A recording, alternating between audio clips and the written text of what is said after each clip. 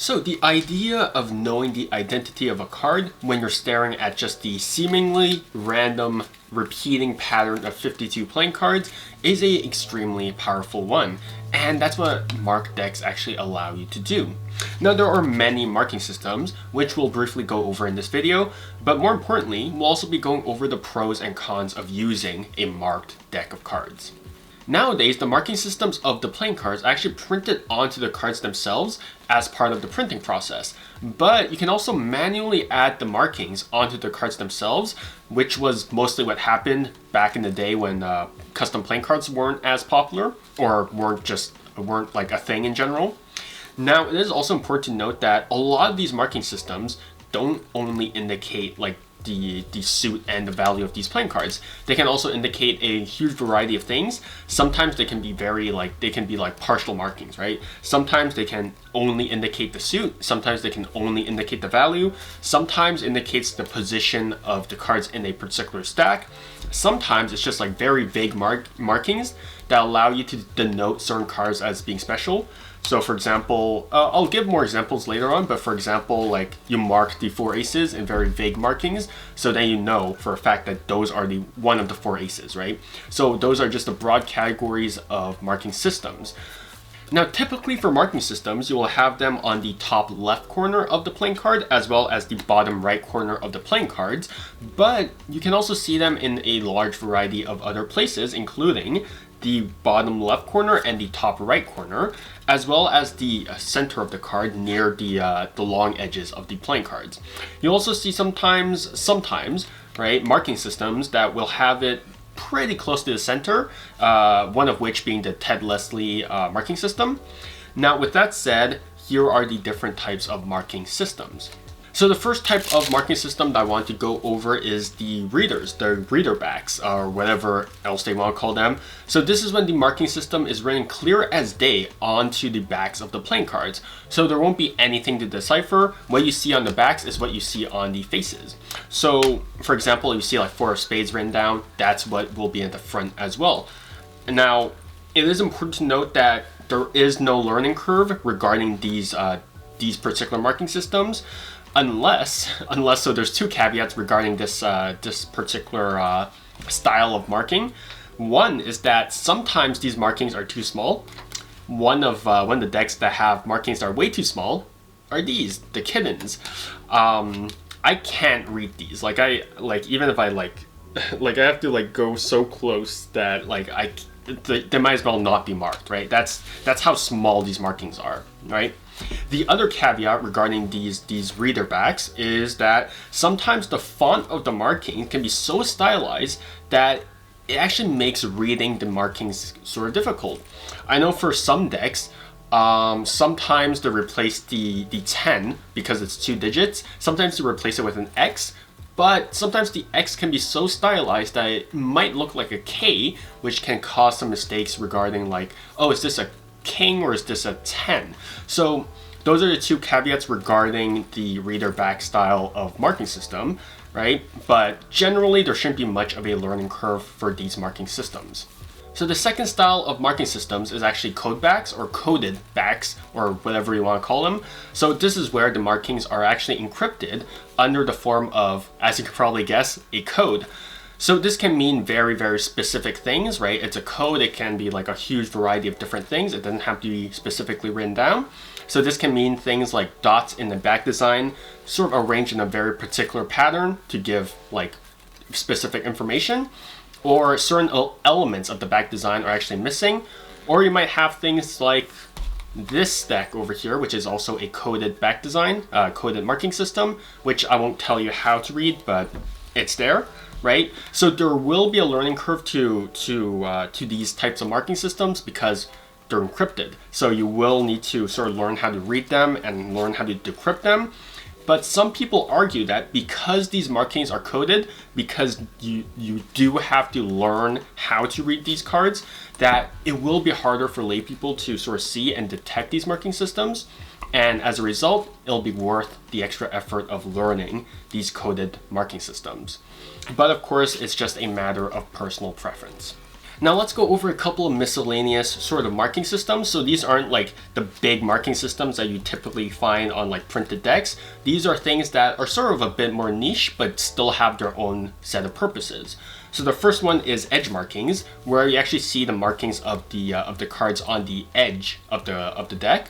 I actually don't really have a deck that's like edge marked, but generally it's sort of this weird category where it goes from the very border, very edge of the back design onto the thin edge of the playing cards. So as a result, you can only sort of read these when the deck is actually fully assembled.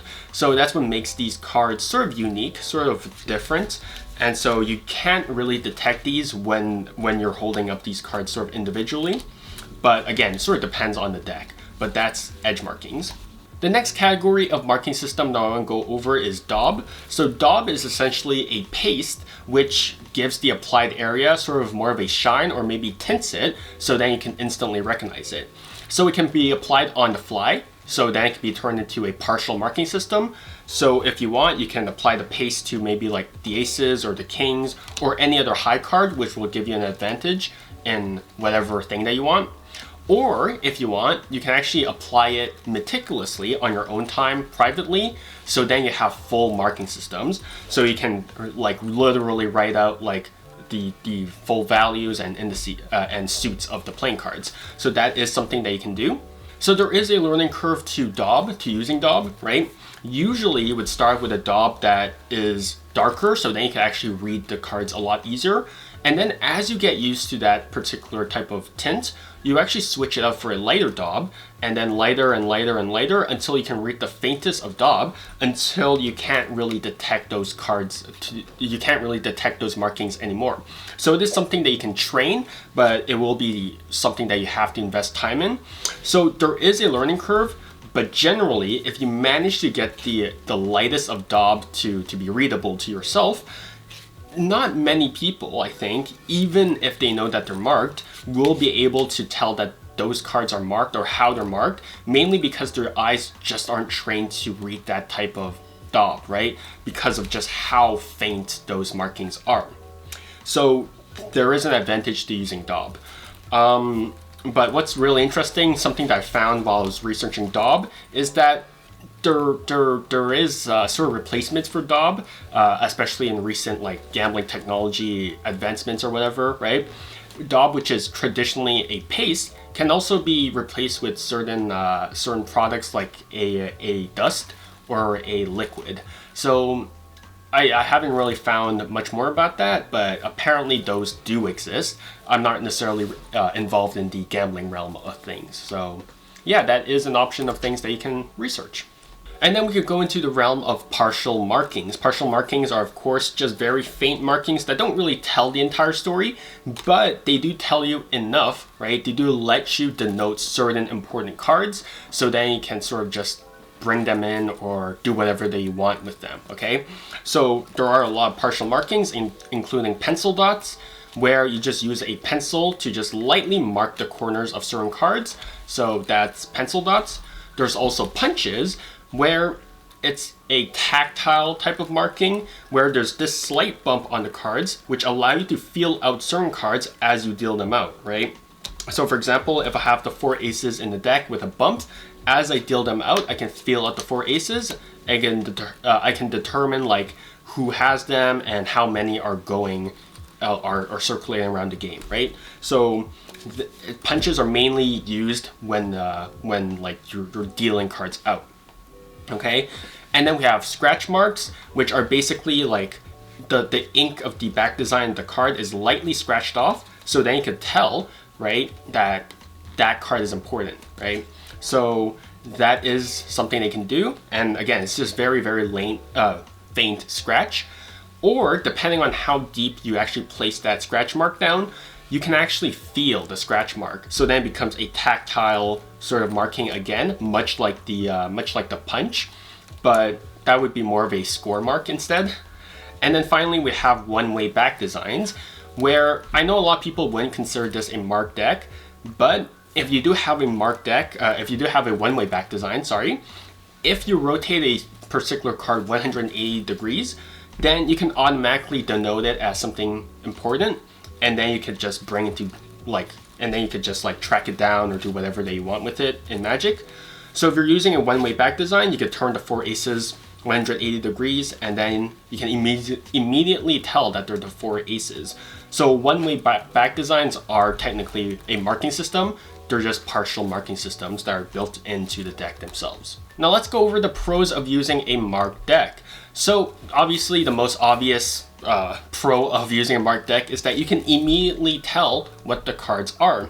So the idea of having the spectator select a card, and then you immediately know what the card is, what the selection is, and what the cards surrounding that selection is such a good advantage to give yourself, right? This also means that you have a sort of safety net, right? So even if you somehow lose the card during a control, for example, right? You can always just retrieve it back with like a call or whatever, right? But you can also use a peek for that or a glimpse for that. You don't necessarily have to use a marked deck, but if you do want that sort of safety net, a marked deck does offer that advantage. The second pro regarding a marked deck is that certain effects and certain iterations of effects will only be able to be, you can only accomplish them with a marked deck. So for example, let's say you want to do a build trick, right? A build trick, but you want to add 2 convincers to the build trick. One is that you only want to do it with the backs, right? You can only look at the backs during the build trick, right? During when you're taking the cards out. The second convincer that you want to add to the build trick is that you want to have the deck shuffled after the deck, right? After the selection process, right? You can only do those things with a crimp, or alternatively maybe a marked deck. Okay, so generally the idea of having a marked deck will allow you to have a huge variety of effects unlocked to you, or certain iterations of effects unlocked to you. But a marked deck is not without its disadvantages. It's not without its cons, because one, people know of the existence of marked decks, right? Marked decks aren't some big secret. No, people have known about the marked deck for ages, right? And some will straight up ask you, oh, are you using a marked deck for that effect? And I'll be like, no, these are normal cards, right? I've actually had a couple of people ask if I was using a marked deck. I was like, oh, no. And then they never followed up on it. But that was using a marked deck. But it's pretty rare to actually use a marked deck. So yeah, sometimes they do take your word for it, but sometimes they'll look through the cards themselves. But generally, it's not a big secret that people know of marked decks' existence. But yeah, I've also encountered a couple of people who actually knew how to do the riffle test. So the riffle test is actually an easy way of detecting marked decks. So because markings are so distinct and they change the design of the playing cards, when you riffle through the cards, you can actually see how the markings, just pop out, right? So if you riffle through the cards and then you see this visible shift and warp as you riffle through the cards, then you know that, the deck is marked. Lay people actually know of the riffle test. Well, a couple of lay people do. A couple of lay people that I've encountered do. So again, right? Lay people absolutely know of the marked deck and how to detect a marked deck. So it's not really a big secret. The second disadvantage of using a marked deck is that in the off chance that someone does find out you're using a marked deck, you are immediately discredited, right? Lay people will find any flaw and they'll run with it, right? Doesn't matter how big, but if they see something or they discover something, they'll just be satisfied with that small answer, even if it's not the complete story, right? So if you're ever caught using a marked deck, regardless of whether or not the effect needed a marked deck or not, they'll immediately just chalk it up to you. Oh yeah, they were just using a marked deck. Okay, yeah, that explains the complete method, even though there's 20 other layers to it, right? Lay people don't care about those 20 other layers. They'll be like, oh yeah, marked deck. And apparently that explains the whole story, which is not true, but they'll be satisfied with that answer. So it doesn't really matter what you do. Once they discover that you're using a marked deck, they'll dismiss whatever that you're doing and they'll discredit you as just using a marked deck. So that is something that you do have to take into consideration as well, right? Just being discovered and discredited straight away. So yeah. So now that you know the pros and cons of using a marked deck, now you can determine whether or not you want to use a marked deck, right? Or like when in particular you want to use a marked deck, right? That's ultimately a decision that you have to make for yourself. Some effects I do require a marked deck, but I've never been busted simply because of the fact that I use too many custom playing cards. I think they're too lazy to check whether or not they're marked at some point. They're like, oh, it's just using another fancy deck. But it really depends on whether or not it fits the routines that you want to perform, right? Whether or not depends on if it's the personality that you're sort of conveying when you perform, right? And it also depends on how you handle the cards when you're performing, right? So don't use the marked deck as a crutch. Don't use the marked deck constantly, right? Use it sparingly, know when to use it, and then yeah, just know like how to use the marked deck to absolutely decimate people or whatever. But yeah, I hope that this actually just clarified a couple things regarding the marked deck for you guys. I know that, you know, it's not necessarily like some people will be against marked decks, some people will be for marked decks. But honestly, like I said, like the marked deck is just a tool. So whether or not it's used properly entirely depends on you. And whether or not you want to use it, that also depends on you. But yeah, I think that about wraps it up. Yeah, stay safe, stay healthy, and yeah, see you guys next time.